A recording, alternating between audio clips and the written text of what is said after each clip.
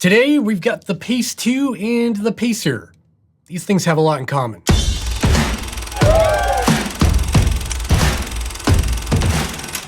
Welcome back. Today we're going to be taking a look at two multi-sport GPS watches. Shocker, that's kind of what I do here. One being the COROS Pace 2 and the other being the Polar Pacer. The COROS Pace 2 has actually been around for a while now, but that doesn't make it old by any stretch of the imagination. It's still really competitive and has a ton of features for its really impressive price point. However, the Polar Pacer just came out, I think this week. It was announced a while ago, but I actually got my hands on one a couple of weeks ago, and I'm finally able to put it to the test and put these two side by side because these two have a ton in common. Not only that, these both come in at a really aggressive price point at $199. And what makes these two devices really important is that they're really marketed towards runners, and their feature sets really lend themselves to runners on road or trail or whatever. However, they do have some features under the hood for triathletes and swimmers and just about everybody else. So they are a really compelling option at that lower price point. So in this video, I want to run through the features of both of these watches and put them head to head in a variety of categories, from build quality, usability, GPS and heart rate accuracy, and more, to see which one comes out on top. And I do all of this to help you make an educated decision if you're trying to decide which watch is right for you if you have $200 burning a hole in your pocket. I don't know if anyone has that problem, but if you do, this video might help you out. But before we dive into all of this, if you find this video helpful or fun or anything, please consider giving me a thumbs up and subscribing to the channel down below, because that really helps me out. And if you're interested in picking up either one of these watches, the Pace 2 or the Polar Pacer, make sure you check out the links down in the description down below, because those links also help support my channel. So use them. All right, let's talk about what these watches have in common other than their names. When it comes to purchasing options, both of these watches, like I said, come in at $199 here in the USA, and both of these watches are available in various different colors. I'm not going to list them all here, but there's a few to choose from. I'm pretty boring, so I've got the black Polar Pacer, and I've got the kind of charcoal colored, I think it might be blue, I forget the name of it, Pace 2. There is one difference when purchasing these devices though. When it comes to the COROS Pace 2, you also have an option for choosing a different band material. So you can see here that I have the nylon band on the COROS Pace 2, which is an option through the website. It doesn't cost anything more, and I actually really like this material, but we'll talk about this band in a little bit. When it comes to the Polar Pacer, you only have the option of getting the silicone band, which isn't a big deal. It's great for sports. When it comes to size and weight between these two devices, there's a pretty big difference, even though it's a couple of millimeters. The Polar Pacer here comes in at 45 millimeters in diameter, and it's about 11.5 millimeters thick, where the COROS Pace 2 comes in at 42 millimeters in diameter, and it's about 11.7 millimeters thick. So the COROS Pace 2 is just slightly thicker, but it's also 2 millimeters smaller in the diameter. When it comes to the weight of these watches, they're both extremely light, and I have no complaints about them being on my wrist. In fact, you kind of forget they're there because they weigh almost nothing. The Polar Pacer here comes in at 40 grams with the included silicone band, and the COROS Pace 2 comes in at 35 grams with the silicone band, or 29 grams if you go with the nylon band because it is lighter. Just because the COROS Pace 2 is about 10 grams lighter doesn't mean much. They're honestly both very light, and I have no complaints about wearing either one 24 hours a day or even to bed. When it comes to build quality, keep in mind these are budget-oriented devices. They come in at $200, and they're kind of the entry level for both ecosystems, whether it be COROS or Polar. Both of these are built entirely out of plastic. There is no metal to be found anywhere on these devices. However, they don't feel cheap or chintzy in any way. They're pretty well made despite being made out of plastic. One thing I will mention about the COROS Pace 2 is that the digital crown, which we'll talk about in a little bit, does feel a little bit cheap because it's like a little injection molded plastic piece, and I feel like I could break it off if I tried, even though I've never heard of these things breaking. I think generally speaking, just feels a little bit cheaper, where the Polar Pacer here does have plastic buttons, but they do have a nice click to them, and I feel like they do feel just a little bit more durable. So generally speaking, it just feels a little bit more premium. But like I said, both of these are budget devices. Don't expect them to be like a Rolex or anything like that. Despite these being cheaper devices, of course, they are both waterproof to 50 meters, which means you can go pool swimming with them. You can bring them open water swimming, just no deep water diving or scuba diving or anything like that. When it comes to the displays on both of these watches, they both feature a 1.2-inch memory in pixel transflective display. This display type is really nice in direct sunlight. However, However, it's not overly vibrant or contrasty. It's not going to compare to something like an Apple Watch.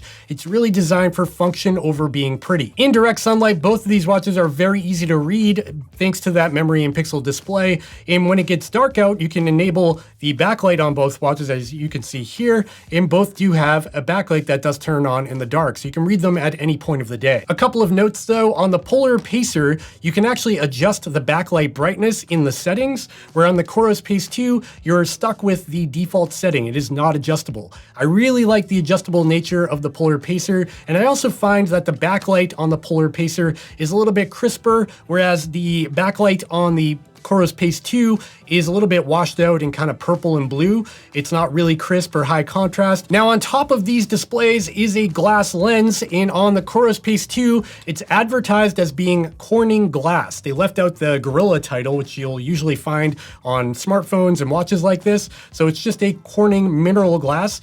And in my experience so far, it is actually pretty durable. I have no issues with scratches on it. You can look up close here.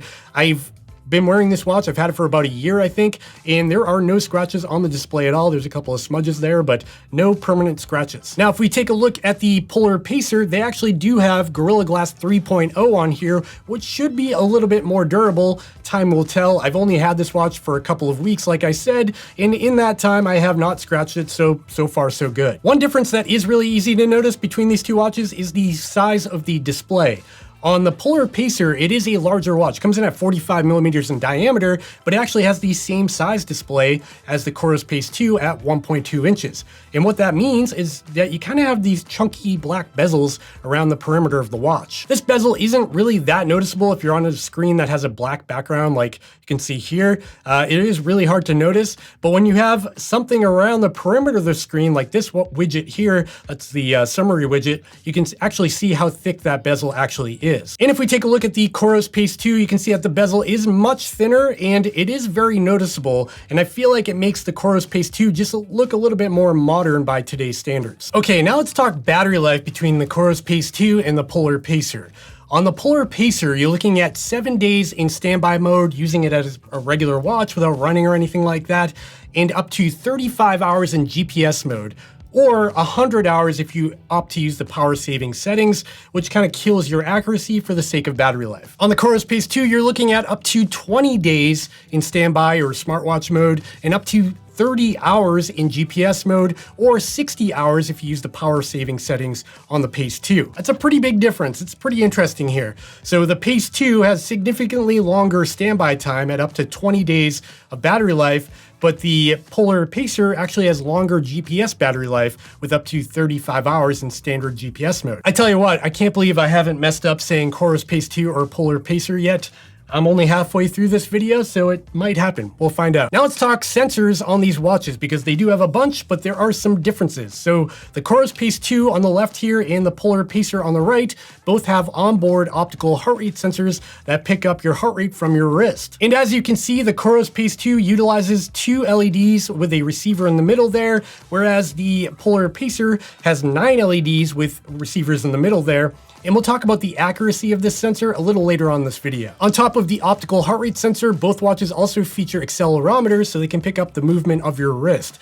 However, the COROS Pace 2 also has a compass, a gyro, and a thermometer on board, where the Polar Pacer does not. And more importantly, the COROS Pace 2 also has an altimeter on board, so it's a barometric altimeter that can pick up your elevation change during your activities, whereas the Polar Pacer does not have an altimeter on board. So if you want to see your actual elevation while you're out, hiking a mountain or something like that, you can do that on the COROS Pace 2, where you can't do that on the Polar Pacer. However, at the end of your activity, if you sync over to Strava or even through the Polar Flow or COROS app, you'll still get elevation data from the Polar Pacer. It's just not based on altimeter data. So it's based on GPS data from the map rather than the altimeter on board. Does that make sense? I hope so. Okay, now I want to talk about user interfaces, what it's actually like to use these watches. And I'm not going to go on a deep dive here because I've made videos about these before. So if you want to see a video about the COROS Pace 2, click the link up here. And if you want to see a video about the Polar Pacer Pro, which is the bigger brother to the Polar Pacer,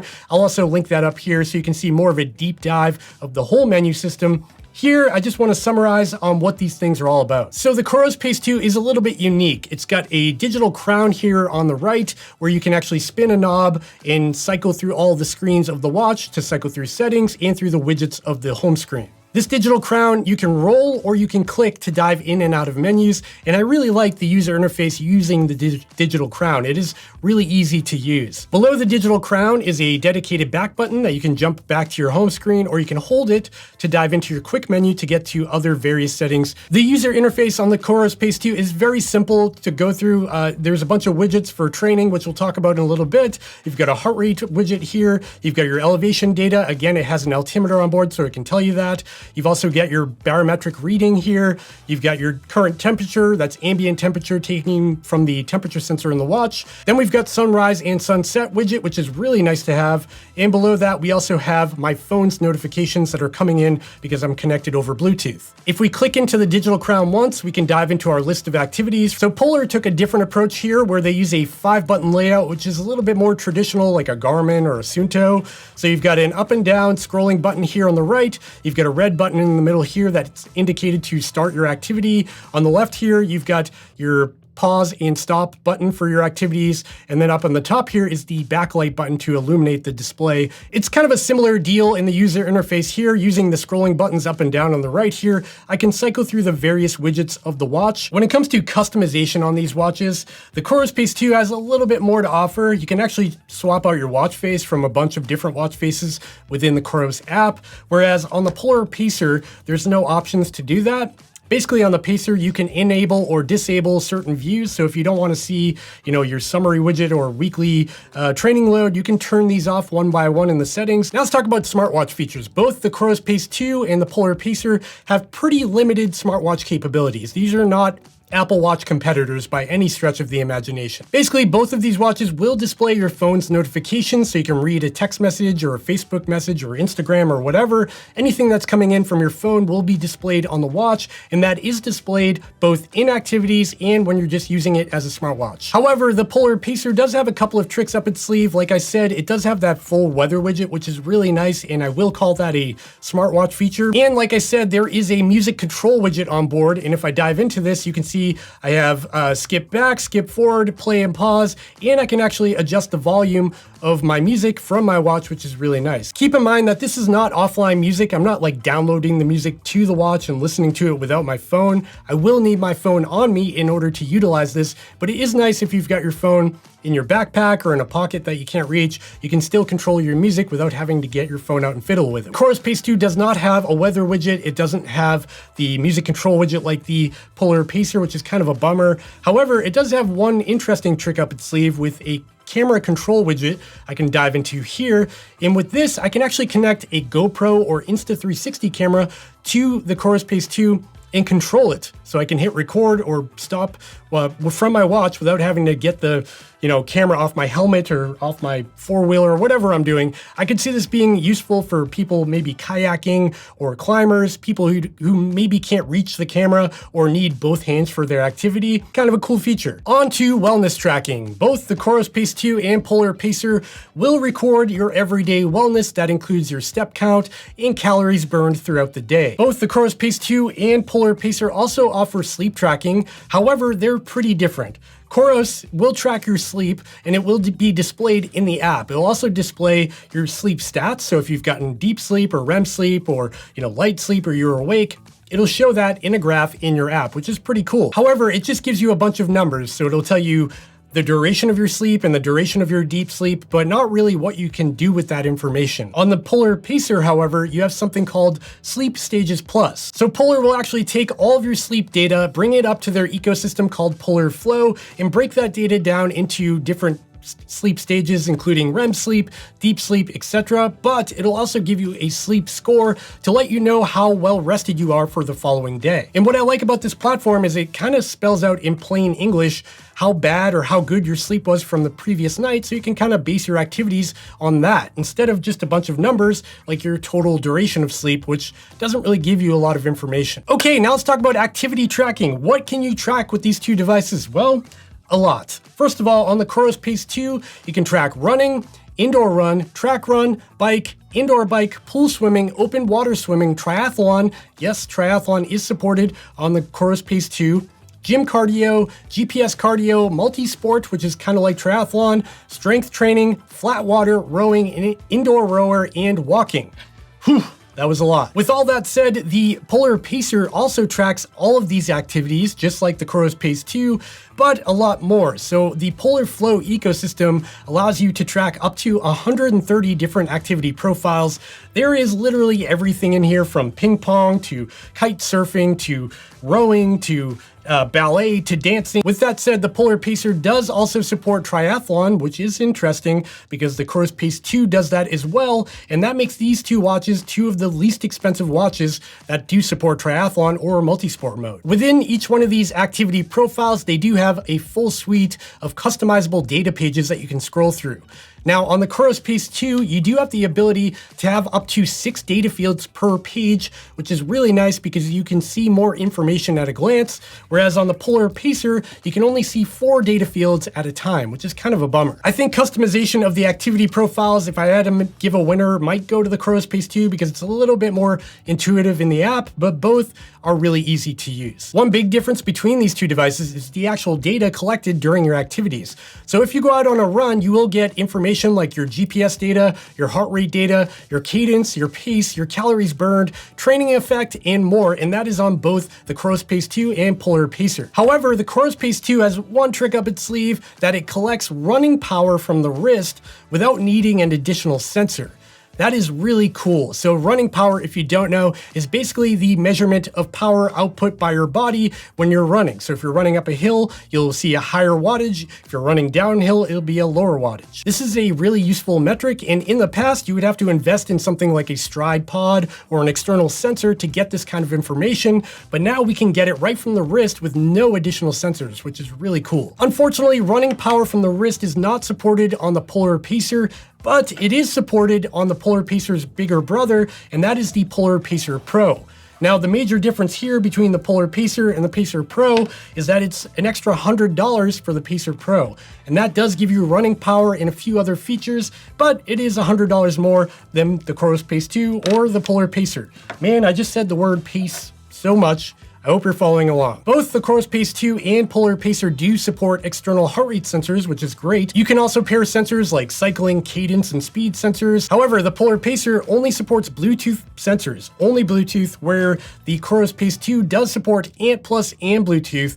So if you have a big collection of older sensors, you might be drawn towards the COROS Pace 2. Another great feature about both of these watches is that you can actually broadcast your heart rate data from the watch to other devices. So if you're on a treadmill or you're doing something like Zwift, you can broadcast the data from the optical heart rate sensor on both the COROS Pace 2 and the Polar Pacer to that other device and use them like external heart rate sensors for other devices. Moving on, let's talk about training tools on board both of these watches. Both have a really good selection of training tools. On the Polar Pacer, you got something called Training Load Pro, which is a really good implementation of Training Load on the Polar platform. Training Load Pro will take all of your activities and then give you an idea based on those activities if you're overreaching, detraining, you're recovering, you're peaking. It'll give you that kind of information based on your activity data. On top of Training Load Pro, there's also something called Polar's Running Index. So if you go for a run, when you get back and sync with Polar Flow in the ecosystem, it'll actually give you a measurement based on your run of your VO2 max estimation, which is really nice to have. The Polar Pacer is also compatible with Polar's running program, which allows you to train for a 5K up to a marathon distance using Polar Flow and syncing those workouts over to the watch. And like I said before, it does have that weekly summary widget, which will display your training for the week at a glance, which I really like. There's a couple of other features on the Polar Pacer, like training targets during your activity and something called FuelWise that actually reminds you to take in food or water during longer activities. And finally is Polar's FitSpark on the Polar Pacer that actually suggests workouts based on your recent activities. And FitSpark tries to design those workouts as complements to your main activity, which is really nice. Now let's talk about the COROS Pace 2 and its training features because there's a lot here as well. Just recently, well, like 6 months ago, the COROS Pace 2 got a huge upgrade called Evo Labs. Evo Labs is an entire training hub that gives you access to a training load, recovery advisor, race predictor, fatigue trends, estimated VO2 max, and more. And one really nice feature about this Evo Lab update is that it's actually available in the COROS app and on the website, but the data is also displayed on the watch itself. So you can see from the home screen, if I scroll down from my watch face, I've got my running performance data here, I've got my fatigue, base fitness, load impact here, I've got my recovery advisor here, and all of this data I can actually dive into and get a little bit information about right on my wrist. I can dive through my 7-day total training load. I can click through and see my 4-week intensities. So pretty cool information right on my wrist, and I don't have to dive into the app to see all of this. I'm not gonna dive too deep on the COROS Evo Labs platform because there's a lot to talk about here. If you wanna learn more about it, check out a video that I'll link up here that goes more in depth on this topic. One thing that COROS is missing is any form of suggested workouts, like on the Polar Pacer, you've got that FitSpark widget. You don't have that on the COROS Pace 2. Okay, we've gotten this far into this video and we haven't talked about accuracy yet. Let's talk about GPS accuracy between the Polar Pacer and COROS Pace 2. To test these two devices, I've taken them out on several runs while also wearing my Garmin Epix Gen 2, which does have dual frequency GPS, which is really accurate, and I use this as a baseline of comparison. In most cases, these two watches, the Polar Pacer and COROS Pace 2, were nearly identical. They didn't really go off track in any particular direction. There was never any surprises in terms of GPS performance, and I would call both of these completely adequate. Neither one really had any surprises. Neither one was absolutely perfect, but both were pretty good. Now, both of these watches do use a combination of GPS, Galileo, QZSS, and GLONASS satellite systems for the best accuracy available, so they're both kind of equal there. And I think when it came to actually acquiring that initial GPS fix before my activity, I would give a slight edge to the Polar Pacer because it would pick up the GPS fix a little bit quicker than the COROS Pace 2. And now that we're on the topic of accuracy, let's talk about the optical heart rate sensors on the back of these two watches. To test these two sensors, I've taken them out on several runs while also wearing an additional optical heart rate sensor up on my bicep. This is the Polar Verity Sense, and a chest-based ECG sensor for the best accuracy and a baseline of comparison. And in most cases, I will say that the Polar Pacer did a better job when it came to optical heart rate performance. I was getting a better reading and more in line with the optical heart rate sensor on my bicep and the chest sensor from the Pacer. The COROS Pace 2 wasn't bad initially at the beginning of my runs. It would take a little while to ramp up and come in line with the other two, and there were some drops and high points along the way that weren't reflected in the other heart rate sensors. I would say it's okay, it's just not perfect, and I was getting much better results from the Polar Pacer. The tricky thing with these sensors is that it's kind of your mileage may vary kind of situation because everyone's skin is different, everyone has different hair density, you might have a tattoo on your wrist or something like that, and all of those things can actually play a role in getting worse heart rate performance from these sensors. Okay, we've reached the end of this video, and now it's time to talk about which one is right for you. Which watch should you buy if you've got $200 burning a hole in your pocket? Well, that's a really tough question to answer. I'm going to kind of generalize this, but I think the COROS Pace 2 has been an amazing budget offering for the past couple of years, and it was kind of my go-to recommendation when it came to sub $200 running watches. This is a really good option. And the COROS Pace 2 as a whole feels more like a tool, like a training tool. It's a lot more utilitarian, and even the app is like a utility to help you in your training, whether it be a marathon or a 5K. On the other hand, the Polar Pacer does feel a little bit more like a smartwatch with having music controls, it's got a weather widget on board, and those are both really nice features to have. And it also has a better optical heart rate sensor on the back of it, in my testing at least, and that does count for something as well. I also feel like the Polar Pacer kind of excels in the wellness realm, where the sleep tracking just gives you more usable information, and the Polar Flow app kind of breaks down that information in a more digestible way. At the end of the day though, these are both excellent GPS multi-sport watches that can track your running and triathlons and swimming and everything in between, and they're both incredibly affordable at just $200. And honestly, at $200, you're not really sacrificing a lot other than not having navigation on either one of these. And this decision between these two is gonna largely depend on you and what you need. Do you need more of a tool for your training, or do you want something that's a little bit more geared towards wellness advancement? And now I want to hear from you. Are you going for the Polar Pacer or the COROS Pace 2?